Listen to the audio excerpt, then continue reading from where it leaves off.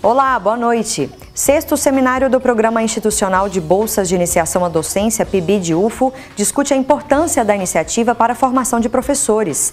Vamos falar de desnutrição e obesidade, duas condições aparentemente opostas, mas que podem estar totalmente ligadas. Pessoas com sobrepeso ou indivíduos obesos também podem estar desnutridos e tem entrevista sobre o assunto.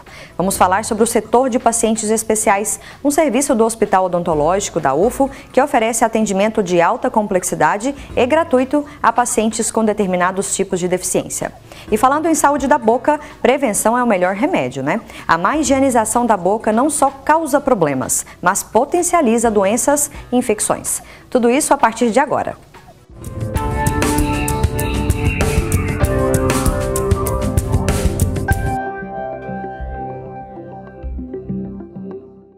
A UFO promove até amanhã o sexto seminário institucional do Programa de Bolsas de Iniciação à Docência. O foco da edição deste ano é discutir a importância do PIBID na formação de professores. O evento, que acontece em duas cidades, Uberlândia e Ituiutaba, convida alunos bolsistas do Programa Institucional de Bolsas de Iniciação à Docência, PIBID, a se reunirem para contar as experiências que tiveram nas escolas graças ao programa.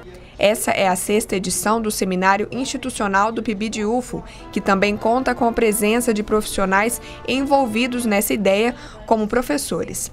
Yunak e Victor cursam Biologia na UFO e participam do evento. Eles desenvolveram um projeto em escolas públicas de Uberlândia que discute o machismo.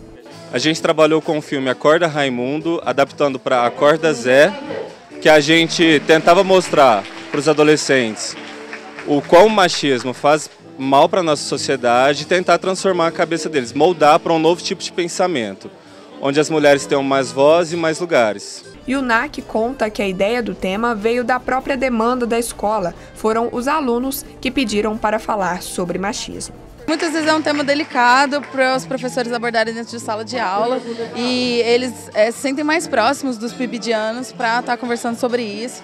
E é um tema recorrente, não só como machismo, mas como sexismo também. E eles relatam experiências que eles passaram. As meninas têm muito relato do que elas passaram em relacionamentos abusivos, em situações constrangedoras. E é um espaço onde eles podem falar livremente, sem serem oprimidos ou julgados. Em Ituiutaba, o seminário aconteceu entre os dias 19 e 21 de fevereiro.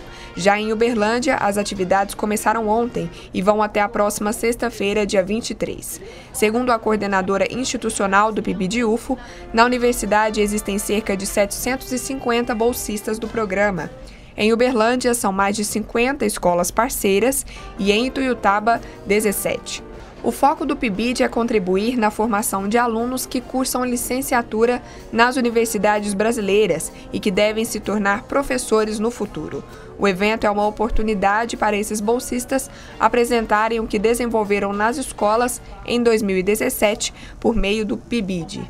Durante esses 3 dias, nós estaremos realmente discutindo e refletindo sobre o nosso programa de formação docente na Universidade Federal de Uberlândia. Fóruns temáticos, lançamentos de livros e atividades culturais fazem parte da programação do evento. O seminário também coloca em pauta debates sobre o programa. Por isso, o presidente do Fórum Nacional de Coordenadores Institucionais do PIBID foi convidado para falar sobre a possível prorrogação do edital que está em vigência atualmente. Se não for prorrogado, ele se encerra no fim de fevereiro, enquanto o próximo tem início em agosto. Dessa maneira, o programa ficaria de março a julho sem atividades. Antes havia uma proposta de continuidade de um lançamento de edital em setembro. Isso não aconteceu e desde então a gente tem tentado uma prorrogação até o início de um novo ciclo, de um novo edital. Até agora, o que a gente tem de resposta é uma negativa da CAPES e do MEC, mas nós estamos continuando, articulando para tentar uma reconsideração sobre essa prorrogação. Se não houver prorrogação, o programa passa por um período de pausa. Exato, uma interrupção temporária de março a julho, né, onde nem bolsistas, nem professores da educação básica, nem das universidades receberão bolsa e atuarão nas escolas. Esse trabalho ficará interrompido por esse período.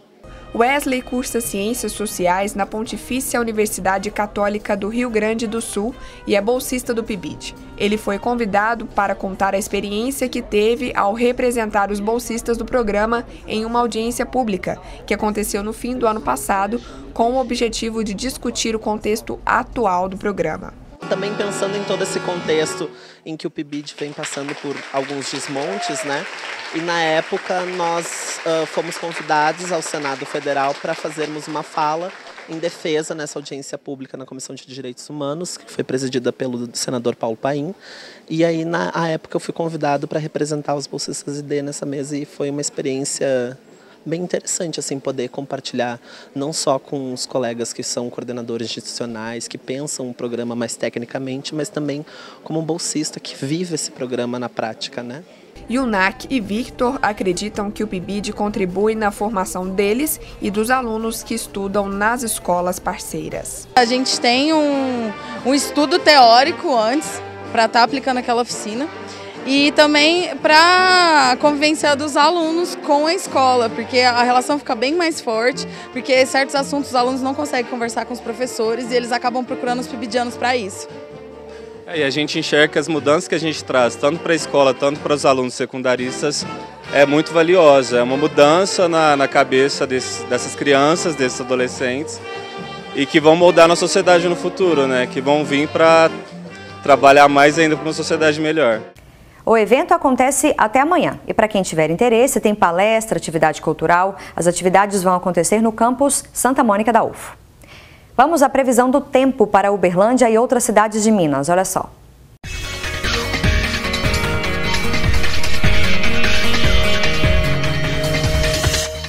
Em Uberlândia, a probabilidade de chuva é de 90%, mínima de 19 e máxima de 24 graus. Já em Iturama, a previsão é de sol entre nuvens e não deve chover. A temperatura varia entre 21 e 33 graus. Mínima de 20 e máxima de 27 graus em Romaria. A sexta-feira é de pancadas de chuva a qualquer hora do dia. Em Pedrinópolis, a temperatura também varia entre 20 e 27 graus e a previsão é de chuva forte com trovoada. Sexta-feira de muita chuva em Lagoa Formosa, mínima de 17 e máxima de 28 graus. No próximo bloco, obesidade e desnutrição são problemas opostos, né? Só que nem sempre. Você vai saber já já.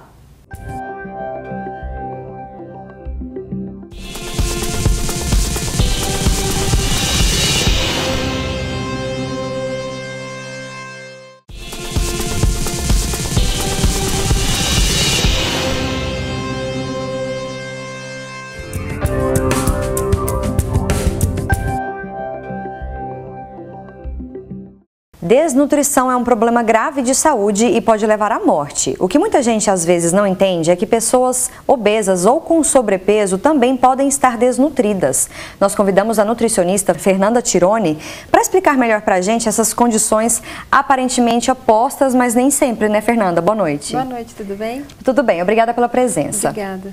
Magreza não é sinônimo de saúde, né? Não, e nem ao contrário. E nem ao contrário. Tá, em relação à obesidade, o que a gente pode dizer e desnutrição, a relação das duas condições? Olha, hoje em dia, as pessoas acham que ser obeso é porque ela está com excesso de nutrientes e não tem nenhuma deficiência, né? Pelo contrário, como a alimentação do obeso é muito ruim, né? Excesso de carboidrato, de gorduras saturadas, né? Sódio, e a maioria deles não são saudáveis, então eles estão desnutridos também. Então não vale a gente pensar no obeso saudável, né? Ele tem essas deficiências, essa desnutrição. E a pessoa magra também não é sinônimo de saudável. E a gente falando de desnutrição, é importante falar o que é uma pessoa desnutrida, né? Os sintomas, eles estão relacionados principalmente à fraqueza, na verdade vai muito além, né? Primeiro a gente, para você tratar ou você identificar isso, tem que ter um acompanhamento profissional, tanto médico e nutricionista, né?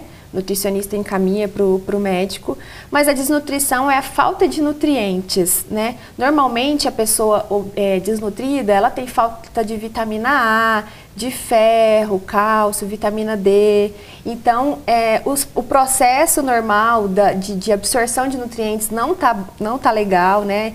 O intestino está prejudicado e isso vem com outras doenças, porque se o corpo está propício, né, com deficiência de vitaminas e minerais, há outras doenças, imunidade baixa, então a gente sempre relaciona com outras doenças ou algum probleminha que ele chega no consultório queixando de queda de cabelo, fraqueza, né, ou um cansaço excessivo. Então, assim, tem que ser analisado individualmente. E aí o médico ou nutricionista também pode pedir um exame de sangue e através do exame de sangue a gente pode ver algumas deficiências, né, até no hemograma, e aí traçar um objetivo, né, para esse paciente de curto, médio e longo prazo. Agora é importante a gente falar da questão dos obesos com a dieta, dietas muito rigorosas ou restritivas, né? Como a gente vê aí na mídia, muita gente faz loucura mesmo, né? Às vezes para de comer. Isso é muito sério também, né? Porque assim, acaba que ele vai ter um efeito rebote, né? Porque o obeso, ele tem que fazer uma reeducação primeiro, porque ele está acostumado a ter aquela alimentação desregrada demais, com excesso muito de farinhas brancas, fast food, né, frituras. Então a gente tem que começar com uma alimentação mais natural, fazer uma anamnese com ele, ver como que é a rotina dele, o que a gente pode ir trocando, sugerir algumas modificações e gradualmente, né?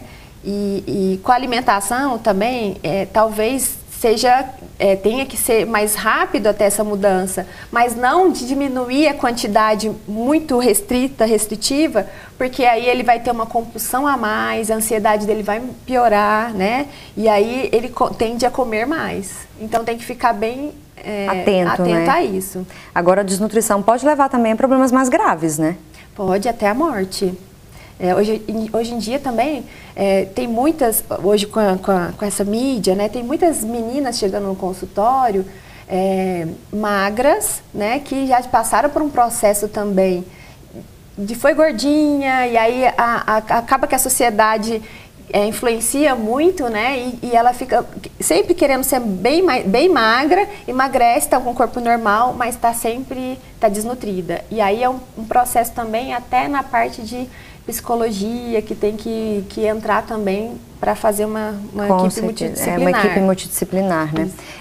E em relação a essas dietas da moda que a gente vê, né, que a gente falou no comecinho, o que você pensa? Uma alimentação nutrida é uma alimentação básica, como os antigos faziam né, no passado?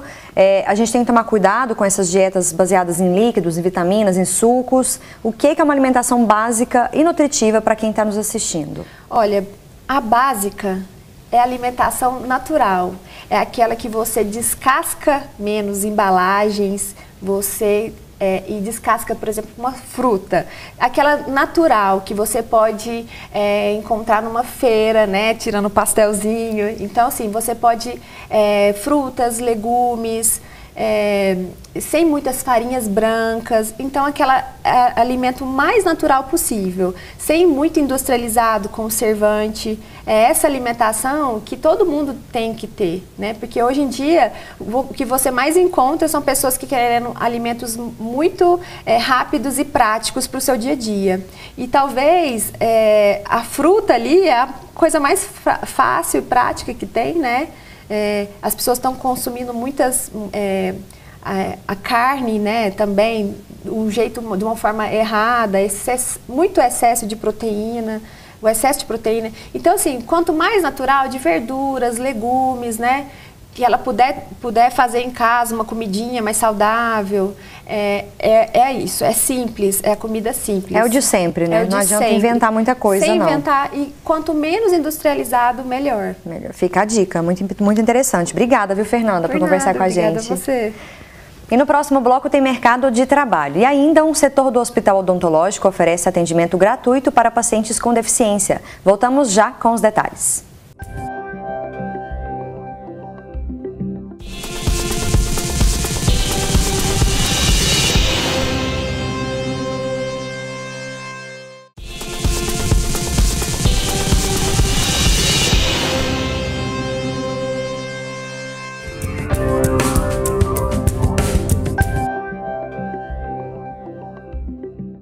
Você que busca emprego ou estágio, fique ligado que tem oportunidade em Uberlândia. Vaga para analista de departamento pessoal. O salário é de R$ 2.500. É necessário ter ensino superior completo em administração, ciências contábeis ou direito e apresentar experiência em informática avançada. Oportunidade para auxiliar de produção. O salário é de R$ 1.051 e a pessoa recebe vale alimentação e vale transporte. É necessário ter ensino médio completo. Vaga para corretor imobiliário. Salário a combinar. É preciso ter registro Cresce, experiência no setor comercial, habilitação categoria B e veículo próprio. Vaga de estágio em atendimento ao cliente. A bolsa auxílio é de R$ 650 e o estudante recebe vale transporte. É preciso cursar ensino superior em administração, psicologia ou pedagogia. Vaga de estágio em pedagogia. A bolsa auxílio é de R$ 600 e o estudante recebe vale transporte. É preciso estar cursando pedagogia. E oportunidade de estágio em atendimento na área administrativa. O horário de trabalho é de segunda a sexta, um total de 30 horas semanais. A bolsa auxílio é de R$ 700 e o estudante recebe vale transporte. Você que se interessou pode fazer o cadastro do currículo no site cdlud.org.br. Já ouviu falar sobre setor de pacientes especiais? É um serviço do Hospital Odontológico da UFO que atende pacientes com determinados tipos de deficiência. O atendimento é de alta complexidade e totalmente gratuito. Veja na reportagem. A filha de Maria, Jéssica, tem paralisia cerebral e é atendida há 20 anos pelo setor de pacientes especiais, CEPAI, do Hospital Odontológico da UFO. Ela conta que fica satisfeita com os atendimentos. É muito bom. Ela faz tratamento desde que nasceu aqui, faz uns 6 anos, até hoje. Há cerca de 30 anos, o CEPAI atende pacientes com deficiência. Segundo Késia, cirurgiã dentista que atua no setor, o CEPAI cuida da saúde bucal de pacientes que não permitem o atendimento convencional por questões comportamentais. Além disso, a equipe se atenta também a observar as necessidades sistêmicas do paciente, por conta da deficiência dele. Por isso, os atendimentos são de média e alta complexidade, ou seja, além de dentistas, atuam profissionais de outras áreas, enfermeiros, nutricionistas, fisioterapeutas e também residentes do programa de residência multiprofissional em atenção integral ao paciente com necessidades especiais. A forma de abordagem desse paciente, entender a condição sistêmica desse paciente, as limitações que cada um tem e a partir daí a gente vai direcionar, né, para cada tipo de deficiência. Né? De repente, se ele tem uma deficiência maior comportamental, é o tipo de manejo com relação à estabilização protetora, necessidade de uma sedação ou atendimento convencional. Uma das pacientes atendidas aqui no CEPAI é a Larissa, ela tem 9 anos. Larissa, me conta, o que você veio fazer aqui no CEPAI? Eu gosto aqui, eu ganho meu dente. Você vai arrancar o dente? Eu vou no aparelho. Larissa tem síndrome de Down e a mãe, Sheila, conta que a filha é atendida pelo setor de pacientes especiais há mais ou menos 2 anos. Ela diz que fica tranquila com o atendimento do CEPAI porque a Larissa tem um problema cardiológico e a equipe é formada por profissionais de várias áreas da saúde. É muito bom que desde quando ela veio para cá, para poder arrancar os dentinhos de leite dela, eles trataram ela muito bem. De acordo com a cirurgiã dentista, a maioria dos atendimentos do CEPAI acontecem no ambulatório, mas quando existe necessidade de aplicar anestesia geral, os procedimentos são no centro cirúrgico, no Hospital de Clínicas de Uberlândia, da UFO. Os pacientes de Uberlândia recebem acompanhamento de 4 em 4 meses. Algumas pessoas atendidas vêm de outras cidades, quando as secretarias de saúde municipais encaminham em casos da necessidade de anestesia geral. Pacientes de Uberlândia passam pela unidade básica de saúde e são encaminhados para cá. Mas, como eu disse, a gente tem uma pactuação com algumas cidades vizinhas, 29 cidades, e esse encaminhamento é via Secretaria Municipal de Saúde daquela cidade pactuada. Então, vem direto para a secretaria daqui e eles mandam para a gente. Somente para pacientes com necessidade de anestesia geral, tratamento odontológico com anestesia geral.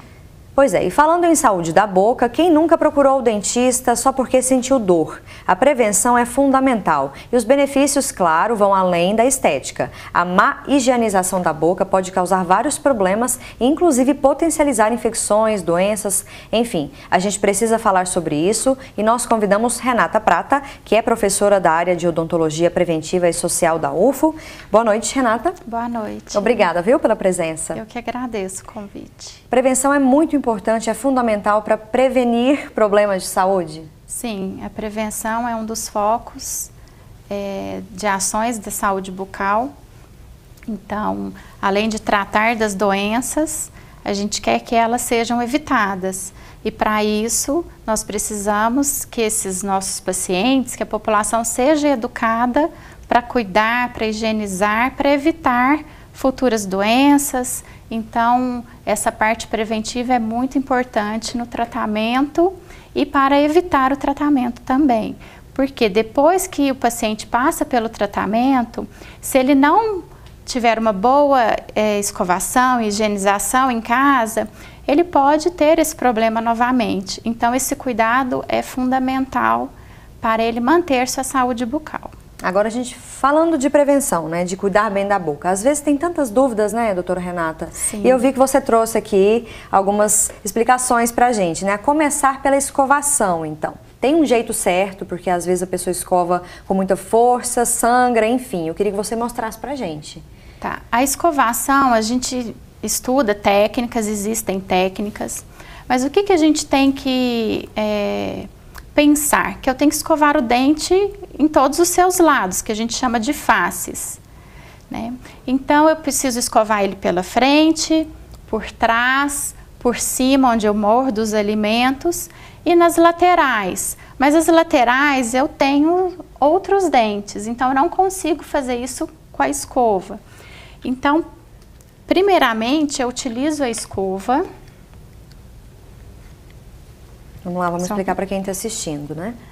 Qual que é o posicionamento ideal? Eu tenho que dar uma inclinada nessas cerdas da escova num ângulo de 45 graus, para que essas cerdas elas entrem num espaço entre o dente e a gengiva, que é o espaço que a gente denomina de sulco gengival, onde fica a placa bacteriana, o biofilme. Então, eu preciso remover ele, que ele é um fator etiológico da cárie, da doença periodontal, da gengivite.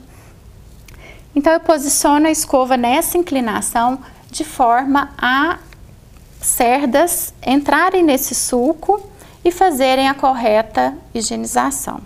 Eu posso fazer dessa forma, pegando dentes, grupinhos de dentes, fico um tempinho em cada grupo e vou passando por todos os dentes da boca. E posso também posicionar em 45 graus e fazer esse movimento de varredura. Pensando que eu tenho que fazer ele em todos os dentes superiores, nos dentes inferiores e por dentro... O mesmo processo. O mesmo processo. Então, por dentro, às vezes na parte posterior, às vezes tem pacientes que têm dificuldade em posicionar a escova. Então, a gente vai tentando ajustar para fazer esse movimento em todos os dentes. Quando eu chego nessa região dos dentes anteriores, eu posso, em vez de usar minha escova dessa forma, mudar a posição e pegar esses dentes um por um. Tá? Sempre lembrando que eu tenho que estar consciente de que eu tenho que passar em todos os dentes e limpar todas as faces. Onde a gente morde, que a gente chama de face oclusal, eu posso fazer esse movimento de vai e vem, né? Para as crianças a gente fala de trenzinho. E uma técnica muito utilizada para crianças é uma técnica que a gente faz movimentos circulares, de bolinha. Então, é uma das primeiras técnicas que a gente ensina para as crianças. O que acontece? Quando a gente está escovando, a gente faz uma junção dessas técnicas. Então, assim, o adulto, às vezes, ele faz esse movimento de bolinha, né? Faz o vai e vem. O que a gente tem que estar consciente é que eu preciso ter uma inclinação na minha escova para que as cerdas consigam entrar nesse suco e fazer essa higienização.